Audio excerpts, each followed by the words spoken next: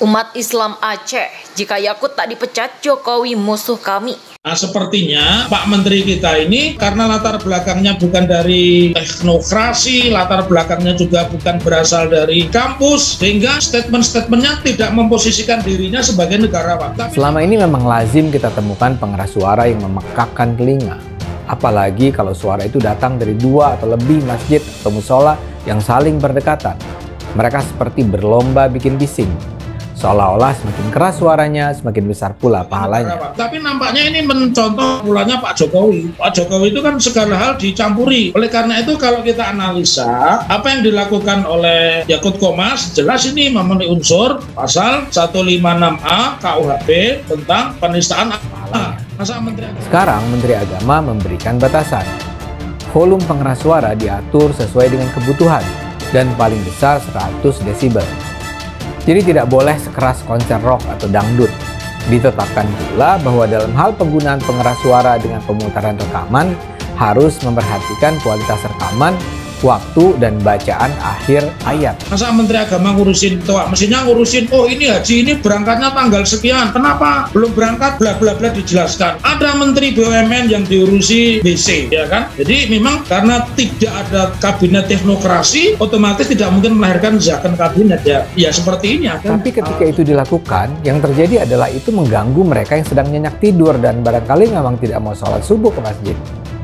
Waktu sholat subuh kan sekitar 1 jam, jadi sebenarnya juga banyak waktu yang tersedia. Lagi pula di abad 21 ini, kalau seorang muslim memang mau sholat tepat waktu di masjid, dia akan bisa mengaktifkan reminder di alat komunikasinya. Yakut Khalil Komas ya, atau sering disebut Gus Yakut. Dan kalau kita bicara dari aspek hukum, kontroversi itu bukan hanya sekali ya, tapi beberapa kali. Aturan Menteri Agama ini benar belaka. Buat apa sih suara orang sholat, doa, apalagi kuliah harus diperdengarkan keluar masjid? Sehingga pernyataan-pernyataannya itu cenderung satu tidak menyejukkan, yang kedua tidak berkualitas dan terkesan memojokkan. Justru yang dipojokkan adalah kelompok-kelompok Islam terutama.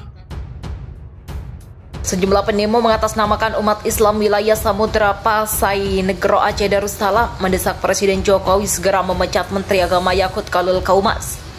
Desakan pendemo atas nama umat Islam Aceh meminta Presiden Jokowi memecat Yakut dari jabatan menak itu merupakan buntut dari pernyataan Yakut yang menyamakan suara azan dengan gonggongan anjing. Adapun video yang memperlihatkan aksi pendemo atas nama umat Islam Aceh tersebut viral usai diunggah pengguna Twitter lelaki @sunyi. Lihat dari video yang beredar pada Sabtu, terdengar suara sang orator pendemo dari umat Islam Aceh itu mengaku bahwa pihaknya marah dengan pernyataan menak Yakut tersebut.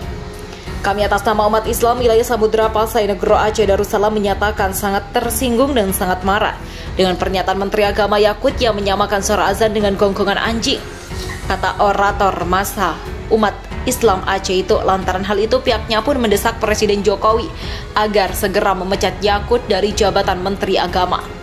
Maka oleh karena demikian kami desak Presiden Jokowi yaitu Insinyur Joko Widodo untuk memecat Menteri Agama Yakut dari jabatan Menteri Agama. Begitulah tuturnya.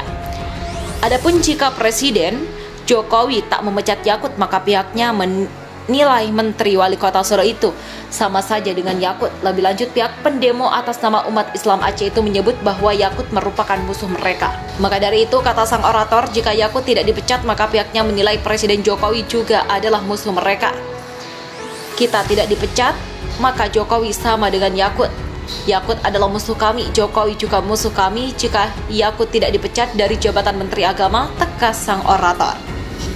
Selain mendesak Jokowi memecat Yakut, orator pendemo mengatasnamakan umat Islam Aceh tersebut juga meminta Kapolri segera menangkap Yakut. Kemudian kami desak Kapolri untuk segera menangkap Menteri Agama Yakut agar diproses secara hukum yang berlaku di Indonesia karena Yakut sudah membuat kegaduhan dan juga telah menistakan Islam, begitulah tegasnya. Sekretaris Jenderal MUI Amir Syah Tambunan menilai pernyataan Menteri Agama Yakut Khalil Komas yang membandingkan suara azan dengan gonggongan anjing sangat tidak tepat. Ia menyebut perbandingan pernyataan Yakut tidak apple to apple. Saya melihat ini sebuah kata-kata bisa jauh sekali perbandingannya.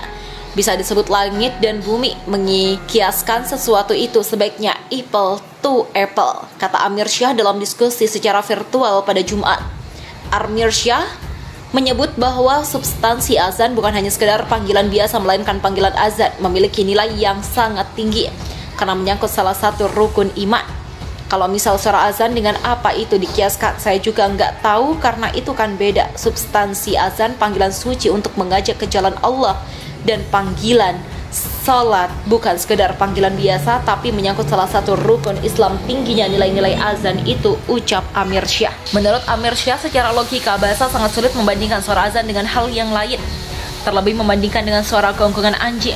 Karena itu Amir Syah mempertanyakan kenapa Menak Yakut melontarkan dengan perbandingan gonggongan anjing. Ia pun menyayangkan pernyataan tersebut karena tidak sesuai dengan substansi dan nilai-nilai azan. Beliau harus melakukan klarifikasi menjelang apa yang dimaksud, begitulah ujarnya. Sebelumnya Menak Yakut Khalil Kaumas menjelaskan kebijakan soal aturan penggunaan pengeras suara atau toa masjid. Dia mengatakan aturan ini dibuat salah satunya untuk mendukung hubungan antar umat beragama lebih harmonis. Namun ia menekan aturan itu bukan melarang rumah ibadah umat Islam untuk menggunakan toa. Ia bilang hanya mengatur volume suara tidak keras melebihi 100 desibel. Dia mengatakan aturan ini juga meningkatkan manfaat dan mengurangi hal yang tidak bermanfaat.